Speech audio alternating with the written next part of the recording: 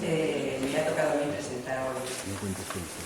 A mí toca ya Isabel Mellén, pero primero os voy a recordar, por favor, que podéis usar los móviles para sacar fotos, pero que si podéis silenciarlos para que no suenen durante la charla. Dicho esto, ya lo conocéis a algunos, o a la mayoría, aunque sea de verla por ahí en alguna visita o en alguna charla, aunque sea en YouTube o en la tele, pero nació en Vitoria, o sea, es alavesa, se le nota, y lo lleva por bandera, digamos. Está licenciada en Filosofía y Letras por la Universidad Complutense de Madrid. Hizo también un máster en Filosofía y después se empezó a sacar el doctorado. Pero como es muy exigente consigo misma, creo, pues ella vio que para trabajar lo que ella quería en su máster, que era conjugar la estética con la teoría del conocimiento, vio que le faltaban bases de historia del arte. ¿Y qué hizo? Pues como empezó a pasar por Valladolid mientras hacía la tesis, pues hizo un grado de historia del arte en la universidad a distancia.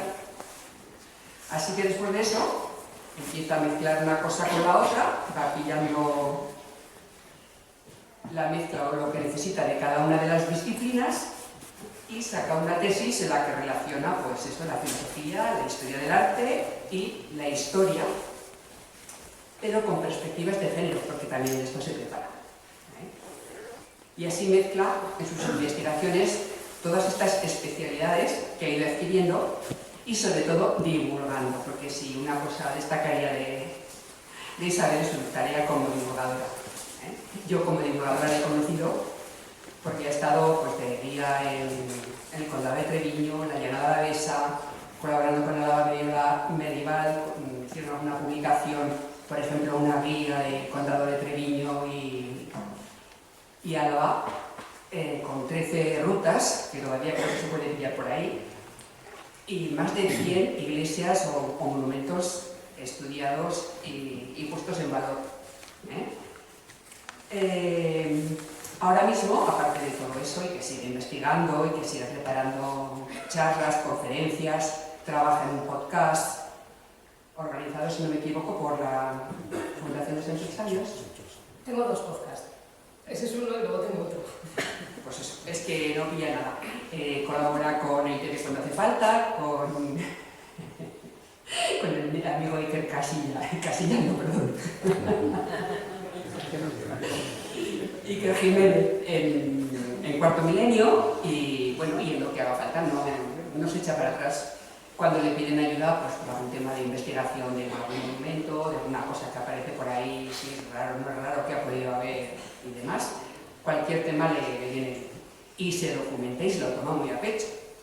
Así que cuando preguntaron por un convento que había desaparecido, que había sido pues, un monumento muy importante y valorado en Vitoria, pero que, oye, de repente en 1930 alguien decide que eso para qué, y lo tira.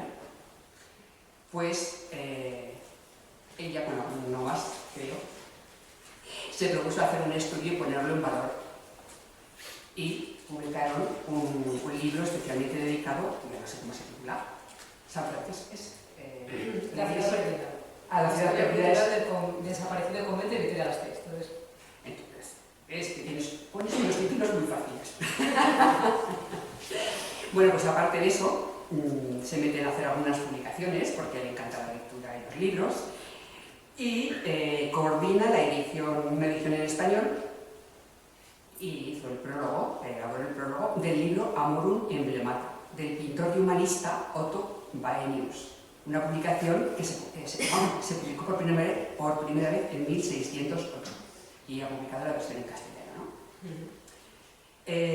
Bueno, aparte de lo que os he dicho y algunos trabajos para la asociación de Sancho el Sabio, publicaciones que va haciendo por ahí, publicó también por un trabajo especial en el que fue becada o subvencionada, no sé cómo decirlo, por la Diputación Foral de Álava desde el área de igualdad, con el título Tierra de Damas, y trata o pone en valor la labor de las mujeres que construyeron el románico en el País Vasco.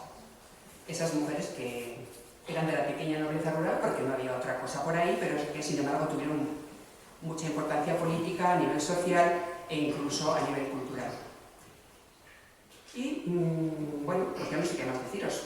Ha sido premiada por esta asociación con la que colabora, con la Fundación Sancho El Sabio, en 2020, que le conceden el premio por su trabajo precisamente por Luces en la sombra, y esta vez referido a la iglesia de Estíbaliz y Estíbaliz en general, documentación fundamentalmente de los siglos X y XI y hasta el XIII, creo, y por poner en valor esa construcción, edificación, pero con documentos y papeles. No os voy a decir más cosas, yo prefiero que le vamos a hablar a ella, y luego ya le preguntaremos a ver qué le gusta más y qué le cuesta más, si investigar o divulgar.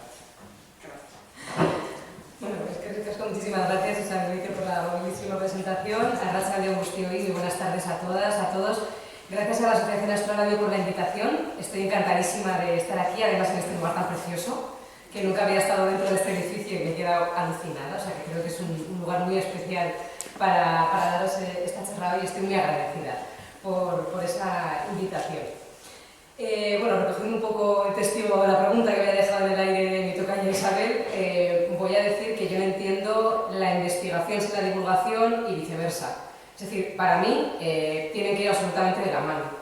No podemos divulgar sin haber hecho una reflexión crítica primero sobre lo que estamos trabajando, lo que queremos divulgar, sin haber hecho un trabajo serio de fuentes, de análisis, de contexto de la época, no de contexto de la obra, sin tener un marco teórico desde el que pensarla, ¿no? Pero por otro lado, tampoco tiene sentido hacer toda esa labor de investigación si luego no se lo contamos a nadie, ¿no? ¿De qué sirve?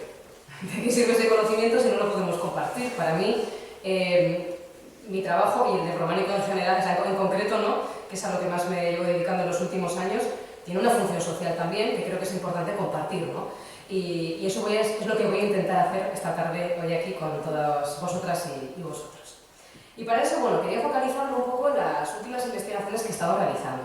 Sí que es cierto que, como comentaba Isabel, pues me he dedicado a estudiar el matronazgo o cómo las mujeres de la baja nobleza, reinas también, pero sobre todo asociadas a mujeres que tenían por recursos económicos y eran de una determinada clase social, se habían dedicado a invertir parte de su dinero en crear iglesias románicas y, por lo tanto, como comitentes, también seleccionaban el mensaje y intervenían ahí, ¿no? Ellas eran las que, a través de las imágenes de los templos que ellas patrocinaban o matrocinaban, hacían propaganda de linaje, hacían política dentro de la sociedad de su tiempo y un montón de otras cuestiones interesantes que no habían sido suficientemente puestas de relieve hasta la fecha, ¿no?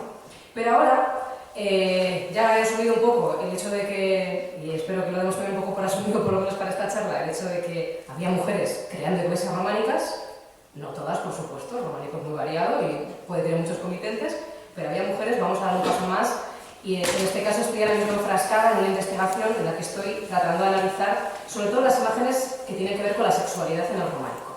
Y la sexualidad en un sentido muy amplio, y esto es algo que os podéis imaginar, sobre todo con la imagen de la parturienta de Arpaiz que tenemos ahí, ¿no?, que repercute mucho sobre las mujeres.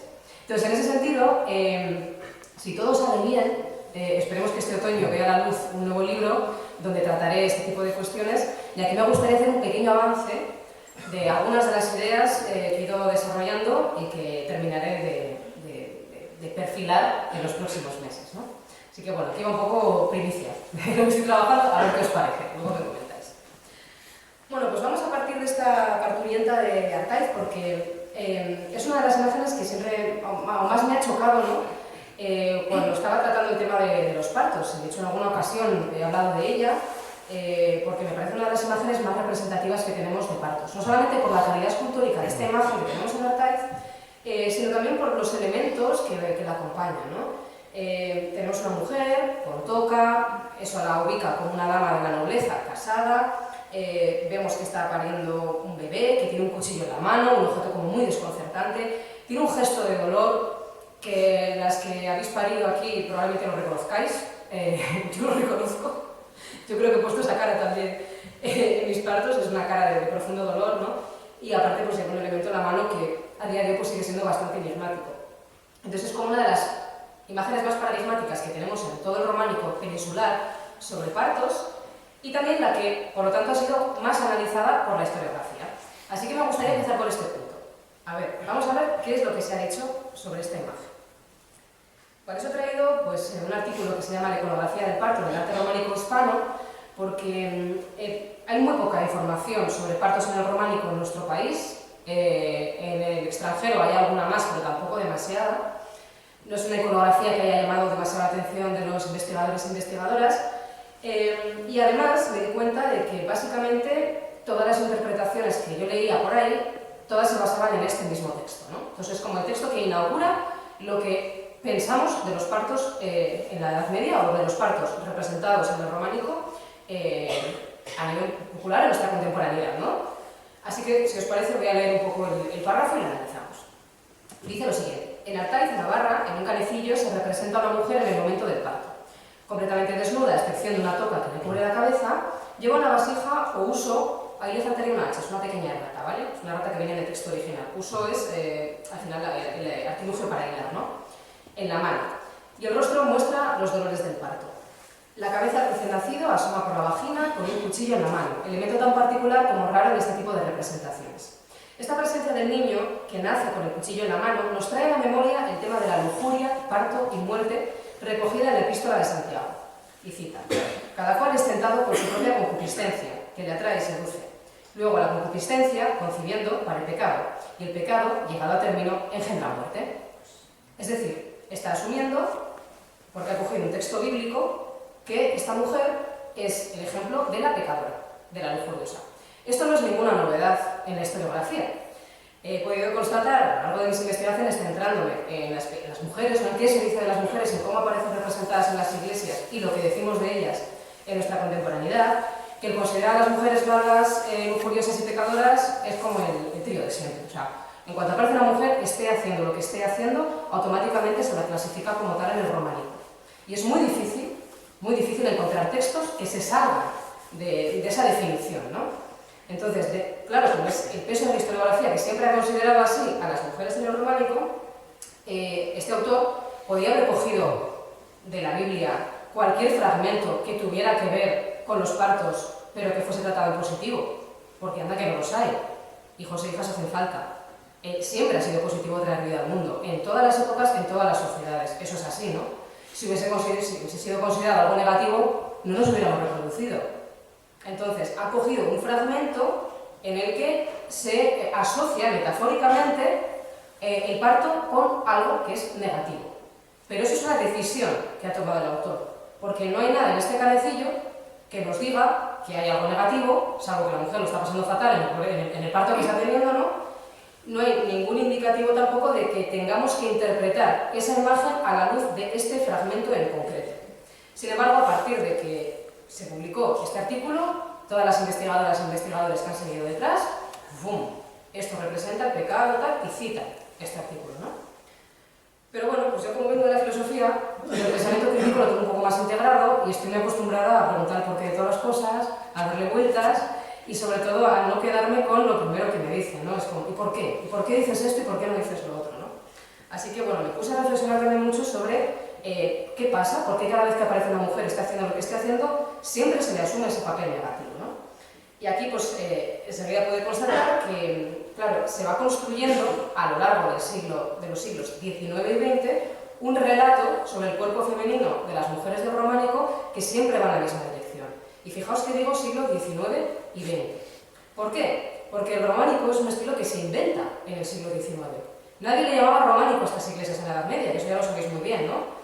Pero en el siglo XIX es cuando se inaugura como disciplina la historia del arte, se empiezan a poner las bases de un conocimiento nuevo, se van catalogando los diferentes elementos en estilos, se crea la historia de los estilos artísticos, se le ponen las características a cada cosa y se decide que a este tipo de representaciones le vamos a llamar románico, porque tienen estas características, etc., ¿no?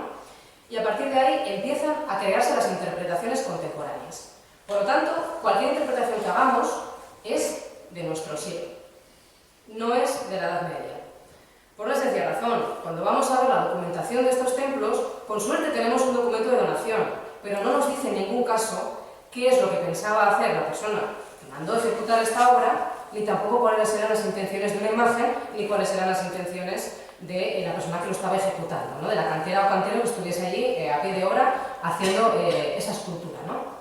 Eso no existe, no tenemos ese tipo de explicaciones, por lo tanto lo que hacemos es interpretar, y lo interpretamos basándonos en cosas que son coetáneas a esas imágenes, ¿no?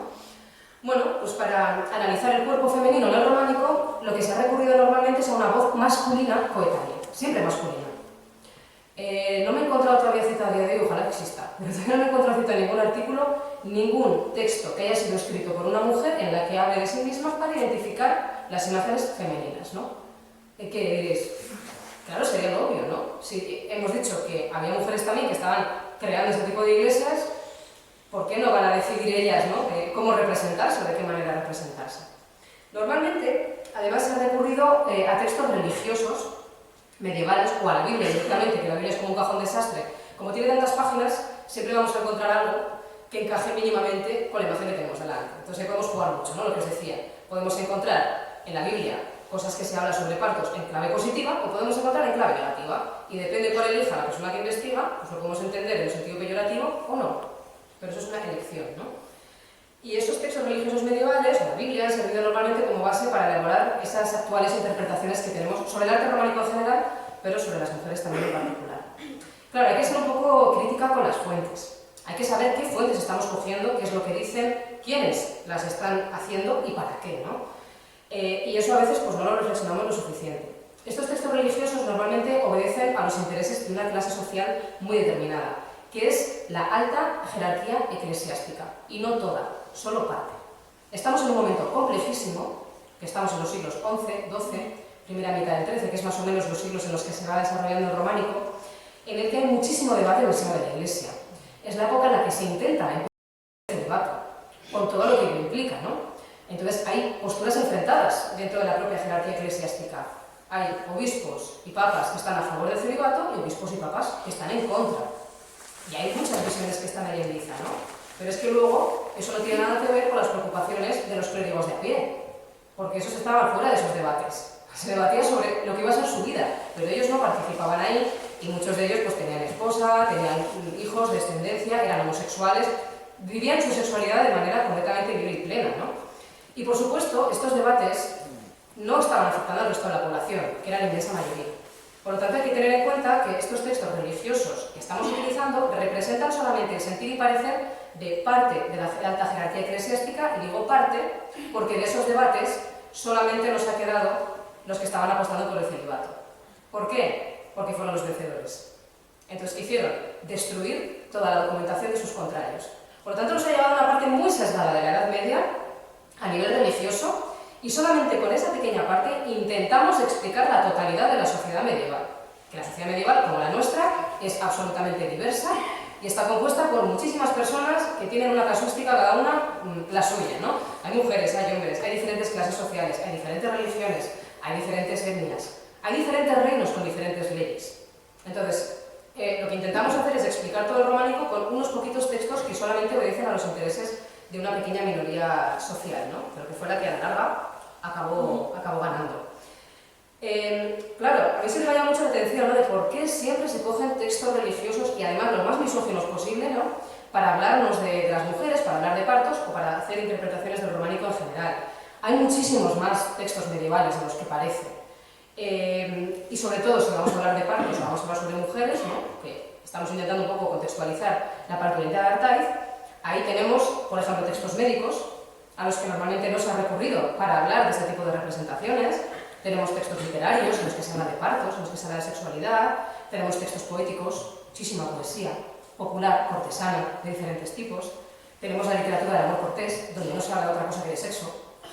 Tenemos crónicas, en los que se nos habla muchas veces de partos de reinas, ¿no? o de hechos que tienen que ver con todo ello.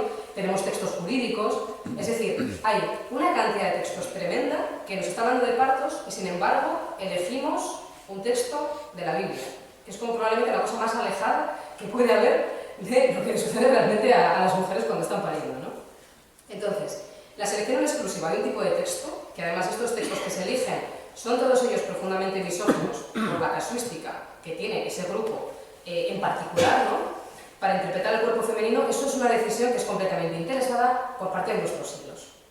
Porque si vamos a la Edad Media, probablemente sobre esos textos misóginos que se utilizan para hablar de las mujeres como pecadoras, etc., si le preguntamos a un campesino, a una dama o a un clérigo de a pie, probablemente ni los conociese. Entonces estamos haciendo como una extrapolación utilizando unos textos que, a mi juicio, voy a intentar mostraros, que creo que son los menos indicados para hablar de este tipo de representaciones. Y aquí tenemos que hablar también, que es importante, de cuáles son las diferencias que existen entre nuestra sociedad actual y nuestra manera de entender la sexualidad o las relaciones entre hombres y mujeres y lo que existía en la Edad Media, porque no tiene absolutamente nada que ver. Y aquí, bueno, me gusta traer muchísimo este capitel de la iglesia de Tosta de Álava. Es que lo utilizo siempre porque me parece extremadamente gráfico y representativo de la situación de este momento, ¿no? Vemos a un lado un clérigo que está como todo solo, a mí me parece que tiene esta cara de tristeza, siempre lo digo, porque parece que tiene como cara desalumbrado. Y al otro lado tenemos a una dama y un noble que están, bueno, besándose, ella le lleva los brazos al cuello y él directamente le lleva la mano a la vulva, ¿no? O sea, aquí sin ningún tipo de tapujo, con el clérigo al lado. Claro, normalmente, ¿cómo se ha interpretado esto? El bien y el mal. Es decir, la lujuria y la castidad, ¿no? Poniendo al clérigo de bueno y a la pareja de mala. Bueno, pues esta iglesia la hizo una señora que encima está bien representada, allí en la portada, que se le vea bien, rodeada de ángeles, en el lugar de privilegio.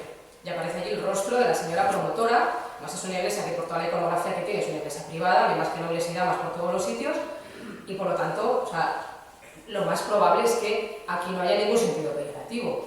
Ella no va a poner a las mujeres de su clase como curiosas. Y si nos fijamos además en esta imagen, no hay ningún elemento visual que nos indique que hay algo malo ahí. No hay un demonio castigando a nadie, que es como se suele representar casi lo que está mal, ¿no? Con un demonio cerca. No hay nada negativo. Nos está mostrando una realidad social. El pecado está a los ojos del que mira, se suele decir, ¿no? Pues en este caso creo que hay que aplicarlo bastante. Claro, cuando nos vamos a pensar un poco, ¿no? Cómo eran las categorías sexuales o cómo se distribuía el género en la Edad Media, nos damos cuenta de que, claro, nuestras categorías de hombre, mujer, heterosexual, homosexual, que las tenemos hoy en día muy integradas, estaban bastante difuminadas en la Edad Media. Porque, claro, las relaciones de género, ¿qué son? Cómo se organiza la sociedad en base a la diferencia que hace entre hombres y mujeres, entre lo que deberían hacer los hombres y lo que deberían hacer las mujeres. Simplemente es eso. Y eso es la cosa más volátil del mundo. Va cambiando constantemente a lo largo del tiempo. Entonces, las categorías actuales no nos sirven para pensar la Edad Media. No voy a entrar mucho en esto porque es un lío muy complejo, ¿no? Y que tampoco lo sabemos a nivel mental meternos muy bien ahí, pero baste con comentaros que, por ejemplo, los términos heterosexual o homosexual no existían, lo que había era sexualidad. Como la homosexualidad todavía no estaba perseguida, empezará a estar perseguida dentro de poco, ¿no? Pero en los siglos de Románico no estaba perseguida, no había una palabra que definiese ese acto, ¿no? Significa que se hacía libremente y que nadie le daba mayor importancia, no había ni necesidad de nombrarlo, ¿no? Luego también, por ejemplo, las categorías binarias de género también, tampoco eran muy difusas, ¿no? Y diréis, ¿cómo? ¿No saben distinguir hombres y mujeres? Es que el factor diferencial principal de la sociedad era la virginidad. Eso era lo que te distinguía como hombre, mujer, medio mujer. Lo voy a explicar con un ejemplo muy sencillo, ¿no? Por ejemplo, la vestimenta, simplemente la vestimenta, nos dice automáticamente, si sabemos interpretarla bien, si una persona es virgen o no en el románico. Porque todo el mundo tenía que mostrar externamente en la vestimenta lo que se era, o el estado real de su situación. Por eso las chicas solteras, como la que tenemos en esta imagen, llevan el pelo suelto, pero bien arregladito. Si lo llevan muy despeinado, esa es un poco casquivano, podemos decirlo así, ¿no? Pero las solteras llevan el pelo suelto, pero bien ordenado. Las casadas llevan la toca. Entonces ya sabemos que las solteras son vírgenes, muy entre comillas, porque pueden perder la virginidad antes de casarse. Las damas casadas ya no son vírgenes y los hombres, por ejemplo, pues ellos no tienen que tener esa diferencia, ¿no? Porque a ellos les da igual, cuando se casan o no se casan, ellos con la virginidad les importa un poco menos, ¿no? Pero, por ejemplo, luego está el tema de las monjas y de los clérigos. Las monjas se consideraba que renunciaban a su vida sexual, seguían siendo vírgenes, y a ellas por haber hecho esa renuncia, se las asimilaba con los hombres. Eran mujeres masculinizadas. Claro, se consideraba que el hombre era superior, entonces una que había renunciado a la sexualidad se consideraba que era mejor mujer y se aproximaba a los hombres. Entonces las monjas eran mujeres viriles. ¿Y qué pasaba con los clérigos? Los clérigos eran hombres feminizados. Por el mismo motivo, porque mantenían la virginidad. Entonces para la sociedad en general se consideraban que no cumplían con todos los roles masculinos, que estaban muy basados también en la reproducción. Entonces, ¿cómo van vestidos ellos? Por ejemplo, los clérigos llevan la tonsura y llevan ropas largas como las mujeres. Llevan ropa de mujer. Si os fijáis en esta imagen, está claro, ¿no? O sea, los hombres llevan la faldita un poco más corta. En ese sentido digo que, claro, es mucho más complejo de lo que parece empezar a hablar de sexualidad en la Edad Media, porque es que tiene unas categorías que hoy en día no funcionan. Hoy en día la virginidad no es una categoría diferenciadora de la sociedad, ¿no? Pero en ese momento lo era. Y además, claro, esto deriva que cada grupo social pues, va a tener una moral sexual muy diferenciada. No es lo mismo la moralidad que tiene que tener un clérigo al que se le ha impuesto el celibato y tiene que renunciar a su vida sexual y tiene que renunciar incluso a su esposa si la tuvo, a sus parejas y a su descendencia si la tuviera también, que, por ejemplo, en el caso de la nobleza, que sobre todo lo que se les pedía a las damas era que tuviesen cuantos más hijos mejor. Y para tener cuantos más hijos mejor, pues ya saben lo que hay que hacer, tener sexo todo el día, ¿no? Entonces, eso deriva en dos moralidades muy distintas y por eso digo que a mí se me hace, conociendo un poco cómo era la sociedad medieval y cómo se organizaba en base al sexo, me parece como muy aberrante el utilizar solamente la opinión de estos pocos señores que tienen que mantener el celibato y su opinión sobre el sexo, que es muy negativa, por supuesto, y hacia las mujeres, pero todavía pues un chivo expiatorio, ¿no? De toda esta prohibición sexual que tienen, extrapolar eso a toda la sociedad entera y decir que el sexo era tabú, que el sexo era malo, que el sexo no estaba permitido, ¿no? O que la mujer que lo practicaba era una lujuriosa. Es que no encaja con el resto de las clases sociales que hay o el resto de personas que hay en la Edad Media, ¿no? Entonces es un poco lo que hemos hecho, extrapolar en nuestro tiempo la opinión minoritaria sobre el sexo de los clérigos y su misoginia correspondiente para explicar todas las representaciones sexuales. Pero, claro, como ya os he avanzado, yo he estado estudiando sobre todo las iglesias como espacios de representación nobiliaria, porque a mí me habían dicho, y así lo había estudiado, y probablemente todo el mundo lo habéis escuchado alguna vez, ¿no?, que las iglesias o el románico era la Biblia para los pobres. Pues es que me gustaría también a esa persona que dijo ese tópico falsísimo, por primera vez decirle, te reto a que me explique las pinturas de Anaiza, por ejemplo, que he trabajado mucho en ellas, usándome la Biblia. Que lo consiguen, ¿eh? Porque al final cogen cualquier párrafo de por ahí y van haciendo su... Pero, por ejemplo, la pila que está en Jue, de la de Benegorri, que tiene representaciones nobiliarias, que aparecen soldados, que aparecen mujeres, nobles, una de ellas incluso con un bebé en brazos, ¿no? Aparece incluso un personaje tifálico que le falta el falo, porque ya vamos a ver que ha habido una iconoclasia terrible con todas las escenas sexuales del románico. Claro, que me expliquen eso en términos bíblicos, si es que lo que aparecen ahí son personas de la nobleza, de la misma clase social. En el caso de Navarra, que he centrado esta intervención más en casos navarros, está un poco más diluido, pero en el caso que yo estudié en el País Vasco, hay, por ejemplo, no hay una imagen religiosa. Lo que hay es representación nobiliaria pura y dura. Las personas que eran propietarias de las iglesias, que las utilizaban como su capilla funeraria, como un lugar para conseguir impuestos y de representación social, obviamente, ¿qué van a colocar ahí? Su propaganda de linaje. Lo que les deja bien como familia, lo que les diferencia del resto de la sociedad. Ahí estriba la base de su poder.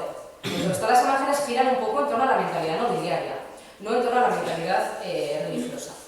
Claro, esto cambia muchísimo si hablamos, por ejemplo, de una catedral que ha sido patrocinada por un obispo. Por supuesto, ahí el mensaje va a ser completamente distinto. Hay imágenes religiosas, todas las que queráis. Hay casos mixtos. En el caso de Navarra hay muchísima mezcla. Hay mucha mezcla entre iconografía, que podríamos decir más de carácter nobiliario, o iconografía religiosa. Y es que, claro, no había una separación clara tampoco en la época entre lo que era religioso y lo que era laico.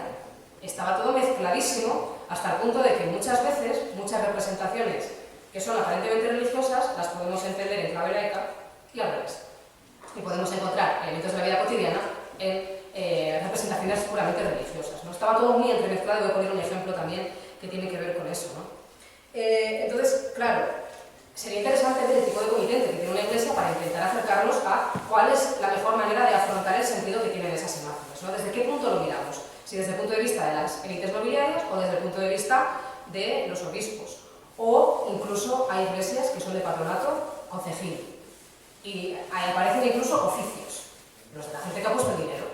Entonces sería interesante conocerlo. No siempre podemos, pero a veces, bueno, la propia iconografía nos va dando pistas. Si encontramos damas y caballeros, pues mira, esto probablemente haya sido una iglesia privada. Un obispo, ¿para qué va a poner escenas que tienen que ver con una clase social que no es la suya y que no tiene que ver nada con sus intereses? Pues no tiene mucho sentido, ¿no? Entonces en algunos casos se puede deducir y en otros pues hay un poco más de duda, ¿no? Entonces, como os decía, dentro de la nobleza son sobre todo las damas las que por rol de género y clase social ejercían labores de matronazgo. Los hombres, lo veremos, se dedicaban más a la guerra. ¿Las mujeres a qué? A hacer otro tipo de estrategias de linaje, igualmente políticas, tan políticas como la guerra, pero que tenían más que ver con la propaganda, con la defensa del linaje, con las estrategias a largo plazo de unión con otras familias, etc., ¿no? Entonces, sobre todo, cuando hablo de que las damas construyeron las iglesias románicas, no sabemos el 100%, pero bueno, lo mismo que casi siempre iban los hombres a la guerra y algunas mujeres participaban, aquí sucede lo mismo. Casi siempre eran las mujeres las que hacían ese tipo de labores de matronazgo y en ocasiones algunos hombres participaban, ¿no? Porque los roles de género están para romperlos. Es decir, una cosa es lo que la sociedad más o menos te corresponde o cree la sociedad que te corresponde a ti por haber sido determinado de tal género y otra cosa es lo que tú hagas. No puedes incumplir si te da la gana. Pero bueno, estamos hablando más o menos de ideales, ¿no? Entonces, yo creo que el punto de vista de las mujeres, por supuesto, tiene que ser tenido en cuenta para analizar imágenes que tienen que ver con su cuerpo, teniendo en cuenta de que hay altas probabilidades de que haya una mujer detrás de la ejecución o tomando decisiones a la hora de crear esa iglesia románica. Y aquí vamos a entrar de lleno un poco en los valores de esta clase social. Y ya ves que soy clara. Os he puesto una imagen de un carecillo de Cervatos, que conoceréis seguro, que es muy explícito, porque escenas de coitos que he estado buscando y ha habido gente de la Asociación Isabel Beitia, Javier Inchusta, que el apellido no me salía. Javier Inchusta, me han estado ayudando un poco a buscar imágenes y le agradezco, algunas de estas imágenes son suyas. Imágenes de coitos explícitos en Navarra. Hay algunas sospechas, pero están casi todos con un nivel de destrucción. En general, las imágenes que tienen que ver con la sexualidad del románico han sido destruidas. Han tenido iconoclasia, han sufrido episodios de iconoclasia en el siglo XX. Todas ellas han sobrevivido desde el siglo XII que se crearon aproximadamente hasta nuestros días, llega al siglo XX, son para la moral del siglo XX, que era extremadamente puritana, mucha gente la ha vivido y la conoce, eran insoportables y los propios párrocos eran los encargados, a veces con la gente del pueblo, de destruir todas aquellas imágenes que en ese momento eran ofensivas, que en su época no lo eran, pero que en el siglo XX sí. Entonces, en Navarra ha habido un barrido total. Hay otras provincias como Cantabria que han dejado bastantes, el País Vasco han roto unos cuantos, pero se medio intuyen las imágenes, pero es que completamente destrozado, ¿no? Entonces me ha sido muy difícil encontrar este tipo de escenas aquí, aunque obviamente las había. Entonces, me sirve esta imagen tan de coito explícito para hablar sobre los valores aristocráticos, ¿no? De estas clases nobiliarias que en el siglo XII. Lo estoy centrando muchísimo no en la Edad Media general, sino en los siglos del románico, porque a partir del siglo XIII la cosa cambia mucho.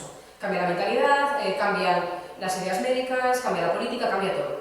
Pero en los siglos del románico sí que se puede trazar bastante bien cuáles eran los valores morales de estas clases nobiliarias incipientes, ¿no?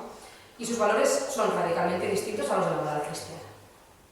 Completamente distintos. Para empezar, bueno, la educación que había o las noticias que podía haber de más dogmáticas de religión en estos territorios era prácticamente nula. Sabían igual el Padre Nuestro, todavía no existían los primeros catecismos, empiezan a llegar los primeros catecismos básicos a las parroquias rurales en el siglo XIV. Todavía estamos en un momento en el que vete a saber qué estaban rezando, qué decían o qué creían, porque no tenemos ninguna evidencia ni pista de cuáles eran los conocimientos reales que podían tener sobre religión, ¿no? Y sobre todo, esta moral propia de las clases nobiliarias giraba muchísimo en torno a la legitimidad y grandeza del linaje.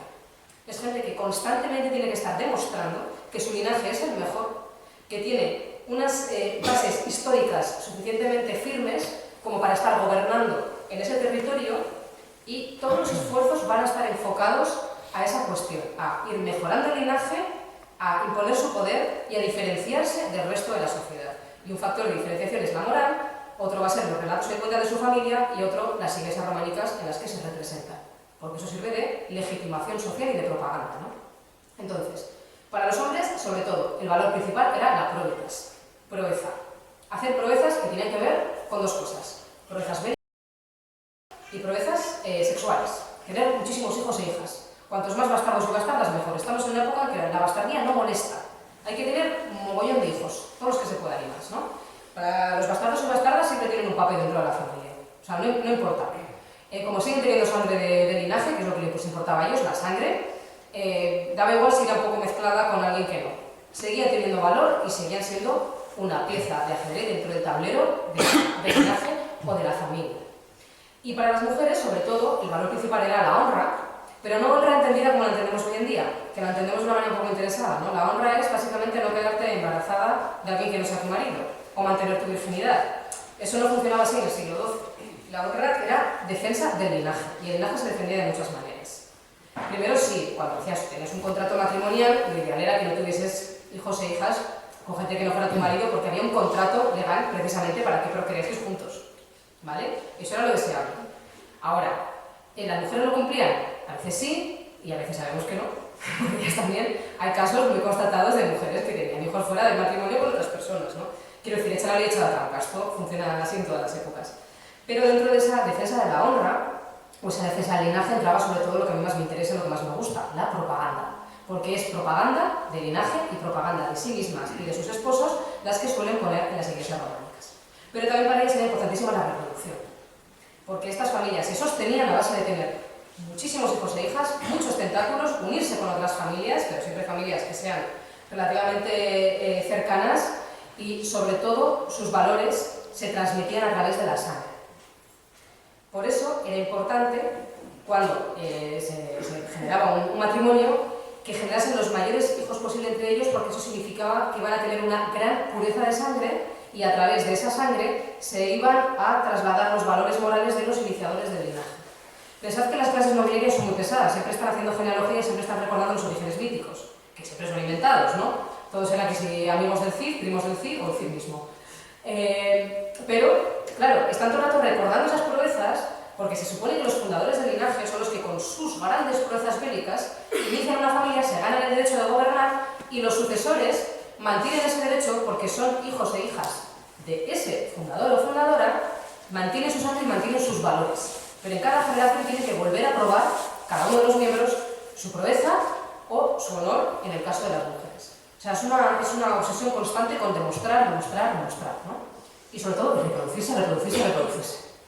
Por eso que no os extrañe que haya tantas escenas sexuales, ¿no?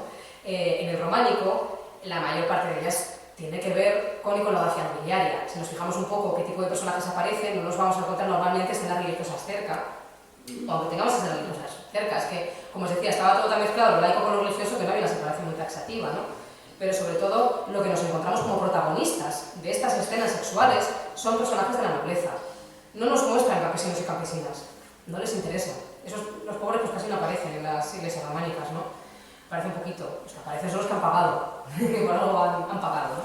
Y así nos encontramos, este es un caso que me encanta, que creo que es muy, muy elocuente, que son unos capiteles que están en el interior de una iglesia zamorana, la de Santiago el Viejo, en la que hay unos capiteles, bueno, ese mismo capítulo, lo que pasa es que he cogido una foto un poco rara, que se ve primero de un lado y luego del otro, ¿no? Ahí se representa la orgía. Una orgía de damas y de caballeros, porque a las damas se las identifica perfectamente por la toca y a los caballeros por el pelo, porque todos llevan el mismo pelo. Y aparecen, bueno, mujeres a cuatro patas que están a punto de ser penetradas, supongo, por hombres. Hombres a cuatro patas sostenidos como en brazos por mujeres. Dos hombres juntos que están tocándose los palos. Gente abrazada. Hay un hombre también desnudo encima de una mujer, pero encima de los hombros. Tenemos un caballo por ahí. O sea, es una cosa loquísima, ¿no? Y además muy explícito y muy sexual. Claro, pues, y todas estas personas nobiliarias, ¿no? ¿Por qué se van a representar así? Luego hay más escenas que tienen que ver con la sexualidad, y desnudos, etc., aparte de este capitel, ¿no? En la misma iglesia. Claro, si vamos un poco a ver cómo es la mentalidad, hemos visto la obsesión que tenían con el sexo, ¿no? Porque eso legitimaba su poder en esta época, ¿no? Pero si vemos la literatura que creaban, la literatura que había en los ambientes cortesanos, y nos vamos sobre todo a la literatura del amor cortés, ahí veremos que es que no se habla de otra cosa que de sexo constantemente. En la literatura del amor cortés lo que hacía era pues, servir un poco de salida, ¿no? A esos matrimonios obligatorios que tenían tanto hombres como mujeres que no elegían con quién casarse y con quién reproducirse, ¿no? Eso era un mandato familiar, no elegían. El matrimonio era para procrear, tener hijos legítimos y ya está, no tiene por qué haber amor. En el mejor de los casos entendimiento y mira, perfecto, ¿no? Vamos tirando. Pero eso no significa que renunciasen a su vida sexual, sino que la tenían, la seguían teniendo, lo que pasa es que ese deseo lo canalizaban a través de otras vías. Sobre todo más por la cuestión de la Los juegos amorosos de la seducción triunfaban muchísimo en las cortes europeas y también en la baja nobleza rural, que va siempre copiando un poco lo que hacen los de arriba, ¿no? En esta literatura del amor cortés resulta que, lejos de ese ambiente misógino que leemos en los textos religiosos, nos encontramos con que las mujeres eran las directoras de la relación amorosa. Eran ellas las que, bueno, pues cuando tenían pretendientes, eran mujeres casadas normalmente, ¿no? Tenían pretendientes que podían ser normalmente gente de la misma familia, un sobrino, un primo, porque el incesto en estas familias funcionaba mucho, ¿no? Claro, todo el mundo sabía que era una mujer casada, ella también, aún así el marido aceptaba que podía tener pretendientes, siempre y cuando la única regla era no traer descendencia ilegítima a la familia, ¿no? Que pudiera confundirse con la descendencia generada por el marido. Así que, pues normalmente se alargaba el deseo, ¿no? Hasta que finalmente pues, había un encuentro amoroso sexual, ¿no? Es curiosa la literatura del amor cortés porque en el siglo XI-XII todas las relaciones acaban en sexo, siempre. Pero a partir del siglo XIII, XIV, XV, se va quedando más en un amor idealizado y ya no termina en sexo. Y eso tiene mucho que ver con los cambios sociales que se van produciendo para las mujeres, ¿no? De cómo ellas pasan de ser las directoras de la relación amorosa y a poder tener sexo, siempre y cuando fuese o coitus interruptus o sin penetración, y ahí podían hacer lo que quisieran para disfrutar simplemente de esa relación extramatrimonial, pero luego eso cada vez más, sobre todo por el influjo de la Iglesia, pero también por la legislación romana que va entrando a partir del siglo XIII, todo eso va poco a poco viéndose cada vez peor y al final las mujeres dejan de tener esas relaciones sexuales, al menos en la literatura, ¿no? Y sabemos que en la vida real también sucedía de esa manera. Entonces, pues ahí cabían todo tipo de prácticas sexuales muy libres que no tenían que ver estrictamente con la penetración. Por lo tanto, yo he llegado a leer la frase de alguna investigadora que decía que la literatura del amor cortés es clitoriana. Básicamente, ¿no? Como la penetración, digamos, está un poco como prohibida, todo lo demás, bienvenido sea. Así que no nos extrañe ver estas escenas de sexo tan libre en el ámbito nobiliario, teniendo en cuenta pues, cuál era su ambiente cultural y el tipo de relatos que se contaban y lo que hacían, ¿no? Claro, decimos que el matrimonio cambia por completo. He traído un par de escenas matrimoniales que he encontrado de aquí de la zona de Navarra, en Olisoain y en Aristu, que son esas parejas que, bueno, a ellas sobre todo se las identifica como casadas con la toca y aparecen esos retratos, ¿no? En estas iglesias. Claro, pues al final el matrimonio pues, era algo más mecánico. Las relaciones sexuales en el matrimonio eran mecánicas, eran pues, para tener hijos, luego sí, bueno, podían tener su disfrute, ¿no? Pero siempre era dentro de estas familias a partir de los cuales pues, se va desarrollando todo el sistema de vasallaje, ¿no? Y hay siempre un matrimonio que está mandando. Y digo matrimonio porque no se entendía que el poder solamente lo tenía el hombre. Lo tenía que tener el hombre, la mujer y los hijos, la familia. Lo que importaba era el núcleo familiar. Y por eso las mujeres eran muy importantes también en esta época. Y tomaban decisiones dentro del linaje, ¿no? Cada uno con su rol, pero intervenía en la política linajuda. Y por supuesto, la obligación fundamental del matrimonio era mantener el linaje a través del sexo y la fertilidad. Entonces, claro, estas mujeres estaban acostumbradísimas desde que eran muy pequeñas a que su función era traer descendencia con su marido y luego que hicieran lo que quisieran aparte, ¿no? O sea, el ambiente sexual en el que se criaba esta gente es que nos sorprendería hoy en día. Porque además, claro, el incesto no solamente estaba permitido, sino que estaba valorado. Porque, obviamente, igual no incestos muy fuertes, ¿no? De padres con hijas, por ejemplo, ese tipo de cosas no, pero sí, pues se casaban con el tío, o la tía con el sobrino, o entre primos. Es que le daba valor, le aportaba valor a la familia, porque si la sangre era del mismo linaje, los hijos que salían de ahí eran, vamos, los mejores, ¿no? Y esto pasa mucho en la monarquía, y vemos casos de por qué luego ha habido problemas en la monarquía por mantener este tipo de mentalidad. Esta mentalidad nace en estos siglos, no se inventa después, ¿no? Entonces siguen un poco con esa idea. Aparte eran ambientes en los que no había prácticamente intimidad. Las casas todas en las que vivía esta gente a veces eran más pequeñas que nuestras casas actuales. Entonces tenían que estar enterándose de todo lo que hacía todo el mundo. Así que los contactos sexuales eran muy frecuentes, muy habituales. A veces se producían los contactos, los coitos entre padre y madre delante de los hijos. O sea, que es que era algo que hoy en día nos parecería inconcebible o nos sentiríamos muy incómodos e incómodas, pero que era la normalidad de la sexualidad medieval en estos núcleos familiares, ¿no? Por eso, el sexo para ellas era el pan nuestro de cada día. Y también, cuando se formalizaba un matrimonio, se hacía mediante un ritual, ¿no? Las bodas, que tenía una forma muy concreta, ¿no? Alrededor, los rituales que existían alrededor de estos enlaces, más o menos hay variaciones, pero bueno, podemos resumirlo en que había como dos momentos importantes, los esponsales y las nupcias. Los esponsales eran la promesa del matrimonio. que no era una decisión que recayese en las personas contrayentes. Era una decisión que recaía en el padre y la madre de dos linajes que decidían juntar a sus hijos e hijas, ¿no? Esto era el matrimonio hasta hace relativamente muy poquito. Entonces esto nos suena un poco también de la monarquía, ¿no? Bueno, pues se hacía esa promesa, se establecía la dote, cuánto iba a aportar cada uno de los dos al matrimonio, el acuerdo legal, se dejaba todo ya palabra y por escrito, pero sus esponsales no eran determinantes. Luego había que hacer el ritual de las nupcias. Por eso a veces pensamos que se casaban muy jóvenes. No, es que igual hacían los esponsales, el acuerdo, cuando tenían muy pequeñitos y pequeñitas, los contrayentes esperaban a que creciesen y cuando ya habían crecido, si todo seguía en el mismo orden y no se había roto ese acuerdo, pues ya hacían las nupcias. Es cuando se formalizaba el matrimonio de manera efectiva, ¿no? ¿En qué consistían las nupcias? ¿Cómo se casaban en estos siglos del románico? Bueno, pues el matrimonio, según la mentalidad de la época, no se hacía efectivo hasta que se producía el primer coito de manera pública. Imaginaos la incomodidad. De manera pública no significa delante de todo el mundo, tampoco delante de todo el pueblo, pero significa que alguien tenía que ser testigo de cómo el pene del varón entraba en la vagina de la mujer. Y además, según esa mentalidad, en el momento en que entraban en contacto ya se producía el matrimonio, o sea, lo que es el hecho indisoluble, y se esperaba además que ya hubiese fecundación en la primera noche de bodas y ya empezase el linaje ahí a desplegarse, ¿no? con todos esos valores morales que circulan a través de la sangre de los contrayentes, ¿no? Ese era un poco el deseo, ¿no? que tenían. Entonces, claro, ¿de manera pública qué significa? Pues que algún testigo tenía que haber.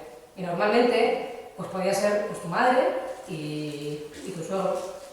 Entonces, imaginaos, Claro, los que intentamos leer un poco la sexualidad del románico con los parámetros de nuestros días y es que no casa nada, ¿no? O sea, hasta que no entiendes un poco por dónde va su mentalidad, no entiendes por qué aparecen estas escenas en todas las iglesias, en muchísimas iglesias, ¿no? O por qué esto tan explícito, o por qué era tan normal, ¿no? O una orgía de repente en un capitel. Es que vivían en esa sexualidad desbordante y además hay muchas críticas en las clases nobiliarias, ¿no? Por parte de los eclesiásticos de que están todo el día, o sea, había un desfogamiento sexual terrible. Y había muchas críticas también por parte del estamento eclesiástico a la celebración de las nupcias, porque normalmente solían ser unas fiestas muy desenfrenadas.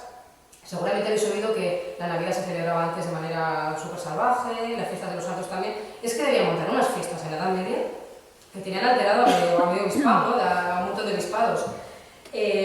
Claro, se criticaba que era muy sensual, que se bebía demasiado, que había demasiada música y que todo eso al final derivaba pues, en grandes excesos. Os podéis imaginar, ¿no? Entonces, claro, yo he analizado un poco esta cuestión de las bodas, de representaciones de bodas en el románico, y he encontrado unas cuantas representaciones que creo que podríamos encajar bastante bien en esto, ¿no? La buena pila bautismal, de la zona de Palencia, por ejemplo, parece que se produce ese primer encuentro genital entre marido y esposa, ¿no? Parece también, por ejemplo, he estudiado y analizado en profundidad Cervatos. La iglesia de Cervatos, que ya la conoceréis porque es la que más representaciones sexuales tiene de la península ibérica, la iglesia de Cervatos comenzó siendo una iglesia privada, nobiliaria. Lo que pasa es que luego se la apropió la iglesia, ¿no? Y falsificó, como no, falsificó los documentos, se inventó como una historia paralela del edificio y se acabó apropiando de ella muy prontito, a finales del siglo XII, ¿no? Prácticamente después de hacer se la empezó a apropiar. Pero claro, ahí todas esas representaciones que hay de gente bebiendo, de música, de personajes con máscaras, de saltimbanquis, de partos, de hombres y mujeres desnudos, de gente practicando coitos. Todo eso encaja perfectamente con esa idea de cómo se celebraban las bodas en la Edad Media. Y además hay otro tema muy importante, no se celebraban dentro de la iglesia. Las bodas en esta época se celebraban en el exterior del templo. Es decir, por eso normalmente nos solemos encontrar, creo yo, ese tipo de iconografía no tanto en el interior, sino en el exterior, porque nos está hablando de una utilización del espacio externo que no habíamos previsto, que no habíamos pensado lo suficiente. Los pórticos, por ejemplo, de las iglesias que se han conservado románicos, muchas veces se construían los pórticos para celebrar allí ese tipo de eventos, a la puerta de la iglesia, pero no se entraba dentro para las bodas. Entonces, eso también hay que tenerlo claro, saber cómo se utilizaban esos espacios, porque dentro sobre todo lo que se hacían eran rituales de difuntos. Sobre todo servían para eso, ¿no? Entonces el exterior era más para la festividad, para cosas públicas que no tenían tanto que ver con la familia, sino festividades, eventos públicos. Entonces, en ese sentido, hay muchísimas iglesias que tienen una iconografía muy similar a Cervatos, ¿no? Por ejemplo, San Pedro de Chano, que es un caso en el que aparece también ese tipo de saltimbanquis, mujeres desnudas, hombres desnudos, aparece gente bebiendo de barriles. Ese ambiente festivo festivo y sensual a la vez, es el que se desarrollaba en ese tipo de eventos, en estos siglos concretos del románico. Porque luego a lo largo de la Edad Media va cambiando un poco el ritual. La Iglesia siempre intenta, la Iglesia como institución intenta siempre que se vaya metiendo dentro de la Iglesia este tipo de celebraciones. Al final lo consiguen que lo casemos dentro, pero era para controlar un poco lo que se hacía, ¿no? Pero en un principio, claro, la festividad fuera implicaba pues, desfase generalizado, ¿no? Entonces, por ejemplo, está el caso de San Pedro de Chano, pero también tenemos, creo que puede ser el caso de la iglesia de Arce, ¿no? Que esta iglesia también tiene bastantes bebedores de barriles, tiene personajes, como veis allí, a este lado, con máscaras, no se aprecia mucho. Estas fotos las he cogido de Románico Aragones porque yo no tenía fotos propias de este lugar.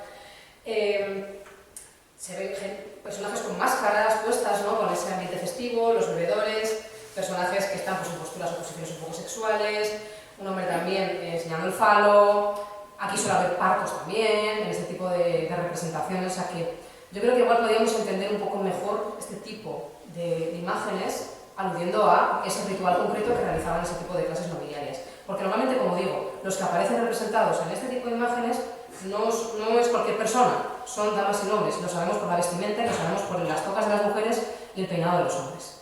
Entonces es algo que hacían estas clases sociales, ¿no? Algo que les diferenciaba del resto. De aquí volvemos un poco de nuevo con esa imagen de la parturienta de Artaiz, que no está sola, ¿no? Sino que está acompañada de un hombre también equifálico, lo que pasa es que le han destruido el pene, de guerreros, de escenas bélicas, etc., ¿no? Y claro, como era la sucesión del linaje, ¿no? Todo esto, los matrimonios, era para tener el linaje lo más puro posible, entendido en sus términos. Así que, sobre todo a partir del siglo XI, es cuando se empiezan a crear estas leyendas de los linajes que os había comentado los fundadores, ¿no? Que mostraban su probita, siempre mostraban esas grandes proezas, los varones, ¿no? Al iniciar el linaje, y se creía que esas virtudes y valores se transmitían por la sangre. Claro, no tenían genes. Hoy en día nosotros lo explicamos esto en base a genes, ¿no? De por qué los padres se parecen, por qué los hijos e hijas se parecen a padres y madres, porque tienen la misma genética, ¿no? Comparten genes. ¿Cómo lo explicaban en esta época? Comparten sangre. La sangre, el fluido, era por donde iba toda esa serie de elementos que hacían que se pareciesen entre sí los miembros de una familia. Era la ciencia de la época. Entonces todos los valores y virtudes también se transmitían por la sangre. Y los matrimonios se establecían, eran actos de eugenesia pura y dura, de seleccionar la sangre de las personas que iban a contraer el matrimonio. Claro, después de lo que ha pasado con la eugenesia en el siglo XX, esto nos parece un poco terrorífica, ¿no? Pero es que hacían una selección de sí mismos para tener el mejor linaje posible, como con los perros de cría, ¿no? Exactamente igual. Y claro, pues esperaba que sus descendientes heredasen esos valores de sus progenitores y los probasen una y otra vez. Y por lo tanto el incesto era buscado y no solamente tolerado, sino buscado. Bueno, pues ya estamos en la fase de que hay una pareja estable, ¿no? Se ha casado, ha celebrado las bodas, las nupcias, ha tenido ese primer coito que hace que sean esposo y esposa, y ahora vamos a ver cómo es el proceso de tener hijos e hijas según la mentalidad de este momento. Y para eso he recurrido a las teorías médicas principales que funcionaban en este momento. Estamos hablando de las teorías antes del siglo XIII. Y esto es importante porque en el siglo XIII entra Aristóteles con fuerza, se traduce Aristóteles, cambia la mentalidad de la época y por lo tanto las ideas reproductivas también van a cambiar. Así que estamos justo en el momento previo a todos esos cambios. Aquí es muy importante hilar fino con la cronología para saber cuáles eran las ideas fundamentales que tenían en torno a la reproducción. Y en este momento funcionaban las teorías médicas galénicas e hipocráticas, los médicos de la antigüedad, Galeno y Hipócrates. Estos creían que los órganos sexuales femeninos eran como los masculinos, pero a la inversa, porque consideraban que el único cuerpo que existía era el cuerpo masculino. Y el femenino, simplemente las mujeres éramos hombres mal hechos, hombres a medio cocer, literalmente. Porque entonces iba por grados de cocción en el útero materno, entonces si no se había cocido, si no había tenido la temperatura adecuada, y se había quedado pues, más frío el feto, se convertía en una niña, y si era más cálido, pues en un niño. Lo de te falta un hervor. Es que viene un poco de este tipo de teorías, ¿no? Entonces, claro, es como si las mujeres tuviésemos un falo a la inversa dentro de nuestro cuerpo. Esa era un poco la idea que querían, ¿no? Y funcionaba el aparato reproductor femenino muy parecido a como funcionaba el masculino. ¿Qué significa esto? Pues que los hombres tienen testículos, las mujeres tienen trompas de falopio, tienen los ovarios, y eso funcionaba también de la misma manera. Por lo tanto, se pensaba que existía el esperma femenino, que los hombres eyaculaban, las mujeres también, que ese semen, los hombres estaban en los testículos, a las mujeres estaba en los ovarios. Entonces, para concebir, en esta época se consideraba que era necesario que tanto el hombre como la mujer emitiesen su semilla. Y esto va a ser algo fundamental, que va a ser, creo que, muy positivo, en cierta medida, para las mujeres de la época, para otras no tanto, ya vamos a ver, ¿no? Bueno, y aquí tengo la imagen de... Esta es de Catalán. No lo tengo aquí apuntado. Pero bueno, aquí hay una mujer también con las piernas abiertas. De la Arumbe. ¿Eh? La Arumbe. De la Arumbe, gracias. Soy malísima para los nombres. Esa Santa fue, esta de Santa María de Sangüesa. Esta es de Catalán. Que esta no tenía yo la imagen de detalle, me la ha pasado. Pero Pues sí, te ha pasado Javier. Me parece maravillosa, porque está completamente destrozada. Ya os he dicho que las imágenes sexuales en Navarra están absolutamente destrozadas, pero pudieron destrozar la parte superior de esta figura bastante, pero la parte inferior creo que no deja lugar a dudas, ¿no? Es una vulva con una mano ahí claramente sobre ella, y creo que me venía muy bien esta imagen para hablar sobre cómo lograr el orgasmo femenino según las teorías del siglo XII, que recordad que era absolutamente necesario y fundamental para que se diera la reproducción y poder tener criaturas. Es decir, si una mujer no tiene un orgasmo, no se producía el embarazo. Esto era lo que pensaban en la época, ¿no? Y esto pues nos lo dice Avicena, que bueno, yo creo que está muy lejos de ser sospechoso de ser feminista, ¿no? Al decir estas cosas del orgasmo femenino. Pero él nos dice, ¿cómo lograr el orgasmo femenino? Unos consejos. Dice que los hombres prolonguen el juego con las mujeres cuya complexión no sea mala, que acaricien sus senos en la región pubiana y enlacen a su pareja sin llegar a la realización plena. Y cuando hayan alcanzado el deseo, se unen a ella frotando la región situada entre el ano y la vulva. Esta es, en efecto, la región del placer. Bueno, anda un poco despistadillo Avicena, no ha encontrado del todo el clítoris, pero la intención es buena, ¿no? Dice, estén atentos al momento en que se manifiesta una adhesión más vigorosa por parte de la mujer, cuando sus ojos comienzan a enrojecer y su respiración a hacerse más intensa y ella empieza a balbucear. Dice, ahí vais por el buen camino. O sea, claro, es que era importante para reproducirse todo esto, ¿no? Esto era conocimiento que lo transmite Avicena, pero no se lo inventa él. Esto lo recoge del conocimiento popular de su época, ¿no? De su tiempo, de las ideas que circulaban sobre cómo se hacían los hijos, ¿no? Cómo se podía producir el embarazo. Y él lo cuenta en calidad de médico, habla de todas estas cuestiones que probablemente le ayudan a las mujeres, que son las que más sabían de estas cuestiones, ¿no? Bueno, pues ya sabemos cómo lograr el orgasmo femenino, pero no basta solamente con eso. Hay una cuestión que a mí me ha llamado siempre mucho la atención en el románico, igual a vosotras y a vosotros no tanto, pero yo me hago preguntas un tanto raras, de por qué aparecen faros tan gigantescos en el románico, ¿no? ¿Por qué los penes siempre están erectos? Y diréis, ¿qué cosas más raras se pregunta esta chica, no? Es que si nos vamos, por ejemplo, a la escultura romana, a la escultura de prestigio, la de los patricios, ¿cómo tienen el pene? Flácido y pequeño. Entonces, para que se representen de repente, me he estado fijando, yo creo que prácticamente la totalidad de penes en el románico que se nos exhiben, casi todos están erectos y son de un tamaño bastante grotesco en relación con la proporción del cuerpo que se nos muestra, ¿no? Digo, aquí hay un cambio de mentalidad. ¿Por qué estas clases altas? Porque estos hombres se quieren representar de esa manera, ¿no? Tan evidente, ¿no? Bueno, pues también aquí en este caso creo que nos puede dar la clave Avicena, ¿no? Nos dice, no es vergonzoso para el médico hablar del aumento del pene o del estrechamiento de la parte receptora y del placer femenino, pues se trata de causas que contribuyen a la generación. Dice, yo aquí no estoy hablando de... O sea, estamos hablando de reproducción, ¿no? De cómo reproducirnos. Dice, en efecto, la pequeñez del pene constituye a menudo un obstáculo para el placer y la emisión femeninas. Ahora bien, si la mujer no emite esperma, no hay engendramiento. Entonces, ¿qué quieren mostrar estos hombres en sus iglesias? Que no van a tener ni un solo problema para satisfacer a su esposa y generar descendencia.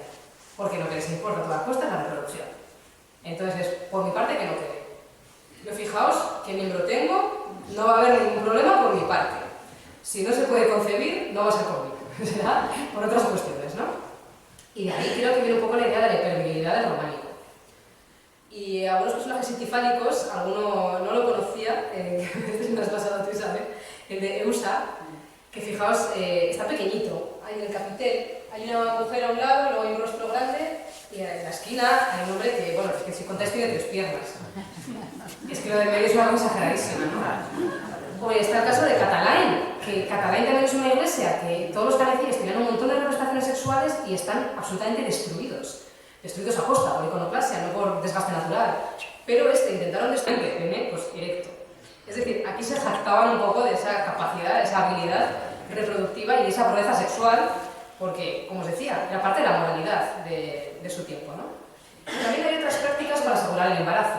En este caso no he encontrado este tipo de imágenes en Navarra, ya me diréis si os suena alguna. Esta es la mujer de Cervatos, la dama de Cervatos, que ya veis que nos enseña pues, la vulva y tiene las piernas hacia atrás detrás de las orejas. Esta exageración de las piernas hacia atrás detrás de las orejas aparece muchísimo también por todo el románico. Por todo, menos aquí en Navarra casi todas están pariendo, ¿no? Pero bueno, esto es un momento previo. Esto creo que tiene que ver, estoy bastante convencida, con una práctica para asegurar el embarazo que incluso a día de hoy todavía se recomienda. Hay un libro que es el Thesaurus Pauperum, que es El tesoro de los pobres. Es un libro de remedios y se llama Tesoro de los pobres porque era un montón de recetillas, como de andar por casa, como que tiene botiquín, ¿no? De qué haces si me hago un esguince, si quiero quedarme embarazada, si quiero abortar, si quiero, bueno, un montón, ¿no? Pues tengo pústulas. Pues había como remedios caseros para todo ese tipo de cosas. Y era un libro que fue de los más difundidos por toda la cristiandad, recoge consejos antiquísimos de medicina popular. Y como digo, es que está por todos los sitios, ¿no? Y hay un consejo que se toma del médico Alracín del siglo X, según el cual las mujeres debían levantar las piernas de cierta manera para favorecer la concepción. Es decir, claro, si querías quedarte embarazada, primero se recomendaba que la mujer estuviese debajo por efectos de la gravedad, porque si estaba encima, claro, la emisión de la semilla masculina va en contra de lo que es la ley de la gravedad. Entonces, que es más fácil si ella está debajo. De ahí la idea del misionero, que es para procrear, no por temas de castidad y tal. Bueno, luego tiene otras lecturas también interesantes, ¿no? De someter a la mujer que esté debajo, que eso se lo dan ya los monjes, ¿no? Pero también hay una función práctica, que no se caiga la semilla que se va a volcar ahí dentro, ¿no? Entonces, para que no se caiga, para favorecer que siga su curso, levanta las paticas para arriba, ¿no? Y estar un ratito así, hasta que parece que ya se ha absorbido y facilitas un poco el tránsito del semen hacia el interior del útero. Esto es una cosa que yo he oído en el siglo XXI. Esto seguro que os suena a muchas, ¿no? De levanta las piernas para que no se caigan, sin más, ¿no? Pues creo que también tiene que ver este tipo de representaciones con ese gesto de decir ellas, vale, por parte de mi marido no va a haber ningún problema para reproducirnos, porque fijaos qué falo tiene, por mi parte tampoco, porque yo estoy haciendo también todo lo posible para quedarme embarazada. Y lo muestran de esta manera, ¿no? Con este gesto. O sea, que creo que va por ahí este tipo de posturas o este tipo de representaciones. Como os decía, sobre todo las mujeres en Navarra aparecen más en esta otra postura, porque hay muchísimas mujeres enseñándonos la vulva, y que tiene que ver más con el parto. El parto lo tituló de la guerra de las mujeres, porque si los hombres mostraban su proeza en la guerra y se jugaban la vida por el linaje en la guerra, porque ellos eran una pieza más de un entramado mucho mayor a nivel político que era la familia, ellas se jugaban la vida en el parto. Y ahí se la jugaban de verdad. Hay muchísimas muertes horribles, traumáticas y dolorosas por parto en estos siglos, ¿no? Entonces era el equivalente a la guerra de las mujeres. Tengo aquí el caso de San Adrián de Valdoruelvo y de Catalán, donde aparecen estas dos mujeres en postura de parir. La postura más habitual para parir, las mujeres de la época, es esta, con las rodillas flexionadas como en cuclillas. También existían los taburetos o sillas de parto, que estos podían llevar las parteras consigo y parían sentadas. O sea, lo de parir con la postura que parimos hoy en día, normalmente con hoy en día ya se deja de más posturas, ¿no? Pero hasta hace muy poco eso era favorecer al médico, pero no a la mujer. De hecho, las contracciones son más dolorosas si estás en postura horizontal que si estás en esta postura, ¿no? Entonces, claro, ellas buscaban favorecer un parto que fuese lo menos doloroso posible, aprovechando también el peso de la gravedad para que cayese la criatura hacia abajo, y normalmente, a no ser que fuera un parto un poco peculiar, que viniera difícil y que hubiera que probar un tipo de posturas o sujetar a la mujer, etc., esta era la postura habitual de parir, ¿no? Incluso pues ya vemos que en catalán la vulva empieza a abrirse y parece que está saliendo ya algo de ahí, ¿no? Como que está hinchada y empieza como a salir la criatura. O sea que este tipo de imágenes, con esta postura yo las identifico más con ese proceso de parto, ¿no? Con las labores de parto. Y luego hay, como os decía, como no está muy lejos lo profano de lo laico, perdón, lo laico de lo religioso, o lo profano de lo religioso, las imágenes, por ejemplo, del parto de la Virgen de la Natividad, son muy ricas a la hora de hablarnos cómo se producían los partos en la Edad Media. Y hay pequeños detalles que yo he descubierto a través de los libros de medicina de la época, que hablaban de la reproducción, de cómo se producían los partos, etcétera, de testimonios de parteras del momento, ¿no?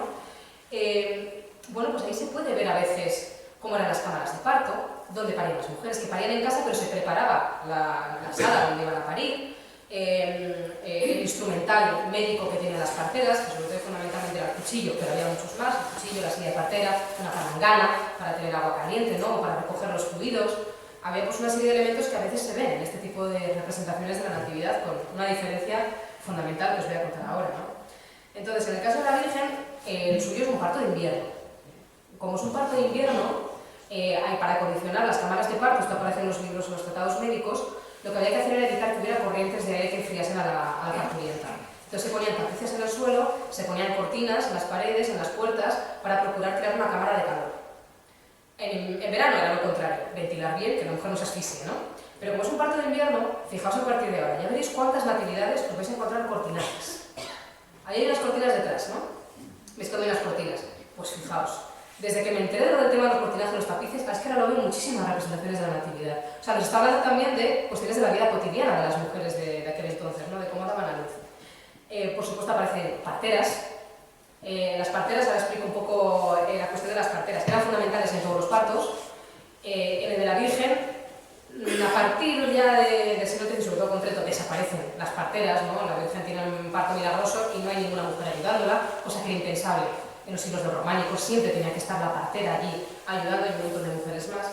Y esto pues, está relacionado muchas veces con alguna escena de los apócrifos, que por supuesto es apócrifo pues, porque las protagonistas son mujeres. Ya sabemos que la Biblia pues, hace un recorte de muchas cosas en las que no interesan que entren o participen las mujeres. Y en este caso se nos habla en uno de los apócrifos de Celomí y Salomé, que son dos parteras que llegan tras el parto de la Virgen. Llegan tarde, la Virgen ya ha parido, ella sola, pero ellas llegan ahí pues, para ver si está todo bien. Han sido llamadas, entonces Celomí cree en el milagro de que ella ha dado a luz y sigue siendo virgen, y Salomé dice, hombre, esto igual hay que comprobarlo, ¿no? Porque esto me parece un poquito raro. Entonces, certifican las dos su virginidad. Primero, Celomí introduce los dedos en la vagina de la Virgen, comprueba y dice, pues es verdad, es virgen, ¿no? Entonces, llega Salomé y dice, esto es un poco raro, ¿no? Y simplemente esa duda hace que se le quemen los dedos. Entonces le dice a la Virgen, no te preocupes, vete donde el niño, le tocas así un poquito y a ver cómo se te cura. Entonces la partera va y se cura, pero fue castigada un poco por su incredulidad, ¿no? Ante el milagro. Pero esas mujeres están ahí certificando ese milagro y se confía en la palabra de las parteras, porque las parteras eran muy valoradas en este momento, eran las que ayudaban a traer esa descendencia tan importante y tan necesaria, ¿no? Entonces, por supuesto, eran mujeres muy reputadas, muy valoradas y se creían muchísimo en su palabra. De hecho, testifican en los juicios en los que a veces hace falta comprobar la virginidad de una mujer por temas de divorcio, matrimonio, etc., ¿no? Y se confía en su palabra, entonces suponen ese criterio. Y hay otra cosa que diferencia mucho los partos de la Virgen con los partos de las mujeres nobles, ¿no? Y es que a ellas las vemos sufrir, a las mujeres nobles. Ponen cara de dolor, como la de Artaiz, están en postura incómoda, están haciendo esfuerzo. La Virgen normalmente está en una cama. El hecho de que esté en una cama no es casual, porque solamente permitían parir en una cama a las mujeres que tenían un parto extremadamente fácil en la época. Es decir, uy, esta es la escopetilla del niño, pues tumbarte que sale solo. Pero solamente en los casos de parto fácil. Entonces, ¿cómo se representa eso a nivel visual? Para que la gente de la época lo entienda. Pones a la Virgen tumbada tranquilamente en una cama y ya saben que ese es un parto extremadamente fácil. Ella no ha sufrido, no ha tenido dolor, ha salido el niño tal cual o como un paseo, pero las demás, las mujeres nobles, se esfuerzan en mostrar su sacrificio, el dolor. Por eso la mujer de Artaiz tiene esa cara, ¿no? Porque tienen que exteriorizar de manera visible el sacrificio en el que ellas se jugaban la vida por el linaje.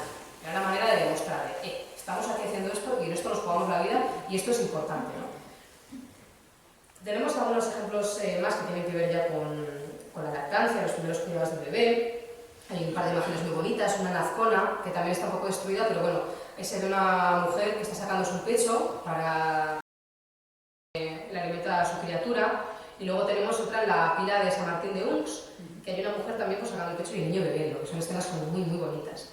Bueno, las mujeres nobles, estas dos son nobles, a una de ellas se le ve como un poco el velo por aquí, que es un tipo de toca navarra que en ocasiones se encuentra en las nobles de la zona de aquí. La otra pues lleva otro tipo de tocado pues, un poco más tradicional o menos característico de la zona, pero son ambas mujeres nobles, ¿no? Y esto es una imagen un poco tramposa, porque, claro, se consideraba que la leche procedía de la sangre, ¿vale? Cuando una mujer se embarazaba, la regla pasaba a alimentar al bebé. Claro, pues así se explicaba que las mujeres no tenían la regla durante el embarazo. Esa misma sangre alimentaba al feto, y cuando salía el feto, después esa misma sangre se convertía en leche, y por eso explicaban que las mujeres no tienen la regla hasta pasado un tiempo después de haber dado a luz. Todo encajaba perfecto, o sea, todo encajaba bien, ¿no?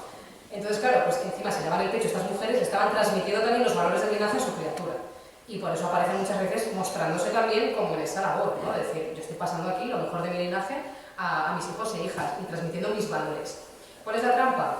Pues que normalmente las mujeres que tenían dinero contrataban nodrizas para poder quedarse embarazadas de nuevo lo antes posible. Como su obligación era la reproducción constante, tener embarazos constantemente, cuanto antes cortes la lactancia, antes te vuelve la regla, antes te puedes quedar embarazada. Entonces muchas veces directamente a nodrizas, eso se dirigía muy bien a nodriza y un trabajo muy bien remunerado, y ellas no daban el pecho simplemente para volver a quedarse embarazadas otra vez.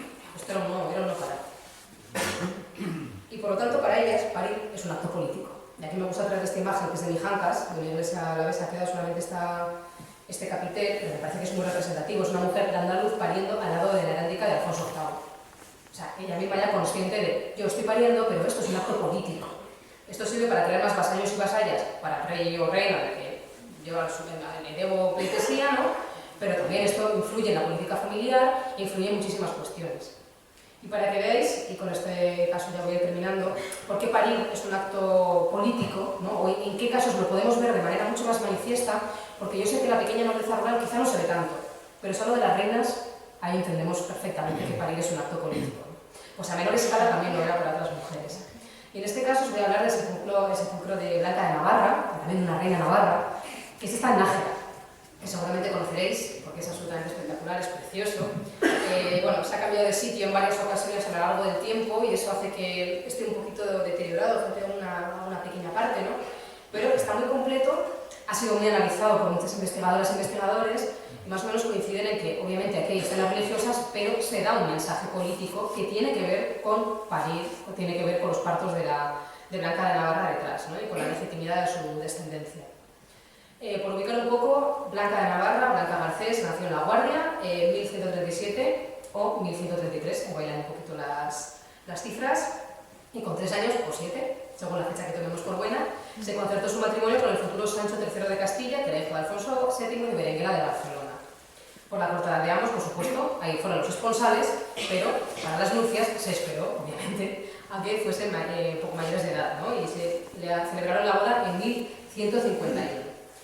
Blanca, al poco tiempo, dio a luz al futuro Alfonso VIII de Castilla, en noviembre de 1155, y falleció meses después, el 12 de agosto de 1156, un año más tarde, ¿no? Estos son como los pocos datos que sabemos así de su vida, porque tampoco se ha investigado muy en profundidad su biografía, ¿no? Nos aportan más datos sobre su muerte, un epitafio que hoy en día está perdido, pero que se pudo reproducir, ¿no? Esta es una antigua ubicación que tenía este sepulcro, en una foto antigua, y dice lo siguiente, el epitafio. Aquí descansa la noble reina, Blanca, por su hermosura más cándida que la nieve. El rey don Sancho, hijo del emperador, fue su marido, aumentando ella grandemente la alabanza de su marido, oprimida del parto, perece habiendo producido una noble prenda. Oprimida del parto. Un parto que no... Parece un poco lo de oprimida, que igual la criatura no conseguía la manera de salir, ¿vale? Y habiendo producido una noble prenda, es que ya había tenido un hijo, ¿no? Que era Alfonso VIII. O sea, todo parece indicar que murió de un segundo embarazo muy jovencita, pues tendría que, no podemos saber la edad exacta, pero 20 y poquitos. 21, 22, 23 por ahí en medio, ¿no? Entonces, el sepulcro fue encargado por su marido, el rey Sancho III, donde él, por supuesto, quiere dejar bien a su señora esposa, quiere dejarse bien él, y quiere también al mismo tiempo mostrar, a través de la idea del parto y de los partos de su esposa, la legitimidad del heredero que había dejado, ¿no? Antes de marcharse. Entonces aquí tenemos la escena de la muerte de la reina. La escena recuerda, según Sánchez Amigeiras, y coincido, al parto por el que ha fallecido la reina Blanca. Si queremos buscar una visión únicamente religiosa a esta escena, podemos hablar de la dormición de la Virgen. Y la criatura que se lleva a los ángeles, que es el alma de la Virgen, que va hacia el cielo. De hecho, la dormición, bueno, en el momento de la muerte de la Virgen se suele representar parecido. Pero también, como nos gustaba mucho también jugar con esos dobles sentidos político-religiosos, puede estar representando a la reina Blanca en el momento de su fallecimiento, y ese alma que se lleva a los ángeles puede ser la criatura que también ha fallecido en el parto, porque no tenemos noticia de que tuviese más descendencia, por lo tanto tuvieron que morir madre, hijo o hija en el mismo parto, ¿no? Por lo tanto, aquí se está aprovechando un poco la iconografía de la Virgen, de la dormición de la Virgen, de la muerte de la Virgen, para asimilarla con la buena madre, la mejor madre de todas, que es la Virgen, ¿no? Por supuesto, el modelo perfecto.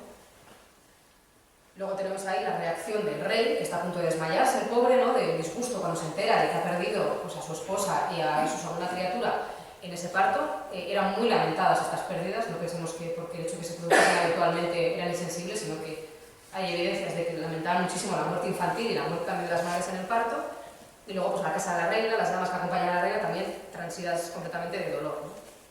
Luego hay la escena de las vírgenes prudentes y necias, en la que la reina se asimila a las vírgenes prudentes que están preparadas para la llegada del novio y pueden entrar a la boda. ¿Qué significa esto? Que ella estaba preparada, era buena mujer, se va a ganar el cielo y está preparada para el momento en el que pudiera producirse esa muerte en el parto. Porque las mujeres hacían testamento antes de dar a luz, porque sabían que podían no contarla, ¿no? Entonces, estaba preparada ya, ¿no? para ese paso. Esta parábola es una alegoría de la segunda venida de Cristo y, por supuesto, se trata también de ensalzar las virtudes de la reina como buena cristiana y como mujer ejemplar, ¿no? Tenemos la adoración de los magos, que se puede leer, sí, como la adoración de los magos tal cual, pero si lo entendemos con esa asimilación, que era muy habitual en las reinas, de asimilarse con la Virgen y la Virgen con las reinas, ¿no? Pues lo podemos entender como que ella dio a luz ya a un varón, que era Alfonso VIII, que se convierte en este caso en el niño Jesús, tiene paralelismos con el niño Jesús, y que es reconocido por otros reyes como legítimo y como figura de poder. Y esta es la clave. Este sepulcro se hace como propaganda política también.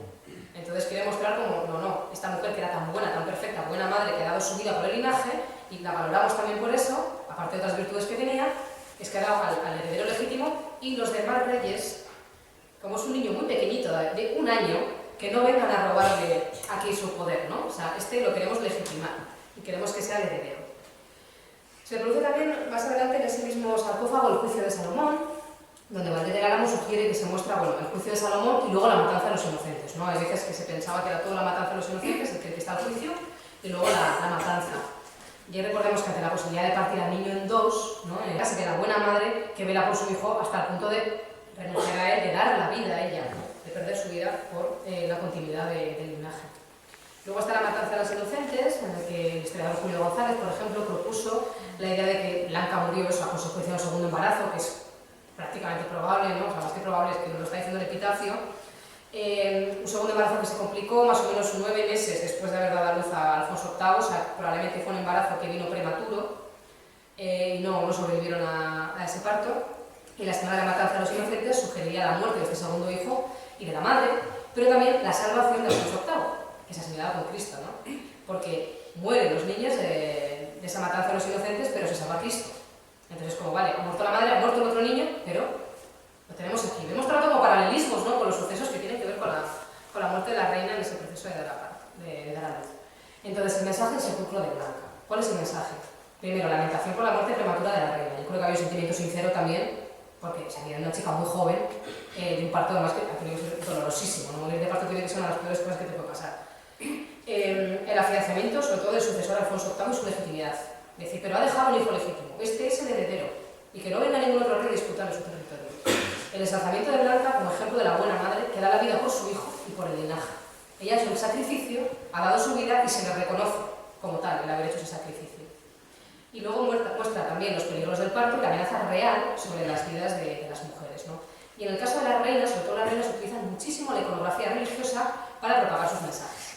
Las nobles recurren más a iconografía propia, mobiliaria, pero las reinas lanzan sus mensajes utilizando toda la parafernalia religiosa, todas las leyendas. Normalmente tenemos que entender las representaciones reales un poco buscando el interés que hay detrás, ¿no? Al elegir esas imágenes. Entonces, en este caso, se emplea iconografía religiosa para dar un mensaje político y hacer propaganda de linaje. Entonces, volvemos a nuestra parturienta de Artaya, después de un poco de este viaje por dar la vida y morir en el intento, ¿no? Que hemos hecho de las mujeres medievales. Empezamos diciendo que esta mujer era una lujuriosa, porque en la Biblia había un pasaje que decía que las mujeres, pues, a veces un parto engendra el pecado, era como una frase muy metafórica, no la recuerdo exactamente de memoria, ¿no? Después de este viaje espero haberos convencido de lo siguiente. Esto se trata de una mujer respetable y casada, puesto que lleva toca. Es decir, es una mujer casada de la nobleza, ¿no? La postura es la más frecuente en el parto medieval. Nos está hablando de cómo se paría en la Edad Media también. El gesto de dolor refleja el dolor natural y agónico de un parto, por supuesto una epidural, en la época, ¿no? El cuchillo que porta el bebé al salir puede aludir al desgarro natural que se produce en la vagina en el expulsivo. O sea, es que esto es así de crudo, es que a veces hay desgarros dolorosos y a veces pueden ser muy problemáticos. Entonces, que el niño salga con un cuchillo, a mí no me extraña nada después de haber vivido los partos. O sea, quiero decir, esa sensación como que lo reconozco, ¿no? El cuchillo también remite a los peligros del parto que pueden desembocar en muerte. Las parteras, el instrumento sobre todo que ellas tenían, por antonomasia, ya os he dicho antes, era el cuchillo. ¿Para qué necesitaban el cuchillo? Si todo salía bien, para cortar el cordón umbilical. ¿Qué pasa si la cosa salía mal? Pues que, o bien, tenían que hacer una embriotomía, que eso significaba que la criatura había muerto en el proceso de parto y tenían que trocearla dentro del útero materno y sacarla poco a poco como se podía para salvar a la madre, o una cesárea, que implicaba abrir a la madre en canal, pero no es una cesárea como los de ahora en las que sobrevives. Si hacías una cesárea matabas a la madre, entonces eso significaba que la madre había muerto y que tenían que hacer una cesárea para intentar sacar a la criatura y que al menos sobreviviera el hijo o hija, ¿no? Entonces el cuchillo tiene que ver también con muchas cuestiones obstétricas que están aquí. Y yo creo que aquí lo que se está representando es un parto que no está saliendo de todo bien. Por el gesto agónico de la madre, por el cuchillo que porta la criatura, porque también el cuchillo muestra muerte y es parte de los instrumentos que tienen que tener las parteras. Entonces, creo que hemos pasado de simplemente de pecadora lujuriosa a que esta es una mujer que es garante de la honra familiar, continuadora de las estrategias políticas del linaje y mujer de la nobleza, cumpliendo con su rol de género y los valores propios de su clase social, ni más ni menos, sin entrar en juicios de valor, de si era buena mujer o era mala mujer. Está haciendo eso y está encuadrada dentro de un contexto histórico y social que creo que nos permite pensarlo de esa manera. Y para que nos hagamos, bueno, para dejarnos un poco para la reflexión, quería terminar con una diapositiva en la que podemos reflexionar visualmente, ¿no?, sobre cómo es esa mirada que hemos tenido, sobre todo a partir del siglo XIX y en el XX, ¿no?, y en el XXI incluso, hacia el románico y cómo se veían ellos y ellas mismas, ¿no? Este caso que lo he encontrado preparando esta conferencia me parece es que es brillante, ¿no? Es el caso de Santa María la Real de Sangüesa. Sabéis que tiene muchísimas escenas que son románicas auténticas, pero durante la restauración se hicieron reproducciones de algunas de las escenas y se incluyeron también en la restauración, ¿no?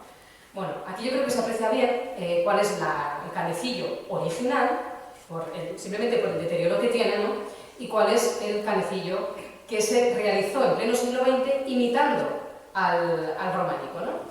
Pero para que veamos un poco cómo hemos tenido una mirada muy reprimida hacia el sexo, con muchos tabúes, y que esa mirada viene de nuestra contemporaneidad y no de la Edad Media, os animo a que hagáis un pequeño ejercicio de buscar las diferencias, ¿no?, entre ambas. Por ejemplo, a la románica le falta un brazo, ¿no?, pero ya vemos que tenía la postura como agarrada a las rodillas de abrirse las piernas, ¿no? Fijaos cómo han recompuesto la mano que falta en la otra. Una sí, la respetan la mano así, pero la otra, con mucho pudor, se coloca la manita encima. No está abriéndose ella, está como reposada. Aparte que tiene las piernitas un poquito más cerradas, la contemporánea, la del siglo XX, me ha resultado extremadamente llamativo que haya desaparecido la vulva. No sé si la apreciáis bien en estas fotos, pero la románica aparece la vulva representada en la anatomía femenina con todo lujo de detalles y de repente hay un vacío, es como una Barbie. No hay nada ahí, ¿no? Incluso los pezones. Los pezones se ven en la escultura románica y desaparecen en la contemporánea. Es decir, nuestra mentalidad, la que hemos tenido en el siglo XX, ha sido extremadamente reprimida con relación al sexo. Y eso nos viene mucho pues, de esas ideas que empiezan germinando en la Edad Media, empiezan ahí poco a poco esas ideas del tabú sexual, ¿no?, de la represión, del control de la sexualidad, pues no triunfan al principio, empiezan ahí a surgir, pero no triunfan en la sociedad medieval y poco a poco, a lo largo del tiempo, acaban triunfando en los siglos XIX y XX en nuestra contemporaneidad, ¿no? Cuando la Iglesia ya alcanza todo el grado de poder que puede tener, controlando la educación, controlando un montón de resortes del poder y puede controlar también las mentes y los cuerpos de las personas. Y ahí es cuando, es con esa mirada, con ese contexto histórico y social que hemos vivido las personas que estamos aquí, que somos todas del siglo XX, hemos nacido en el siglo XX, con esa misma mentalidad hemos ido a ver las imágenes del románico y no hemos entendido nada. Y hemos querido ver pecado donde no había más que comportamiento normal de la gente de la Edad Media, de una cierta clase social que basaba su poder en la sexualidad. Así que os dejo un poco esta comparativa para la reflexión. Muchísimas gracias. Es que ricasco.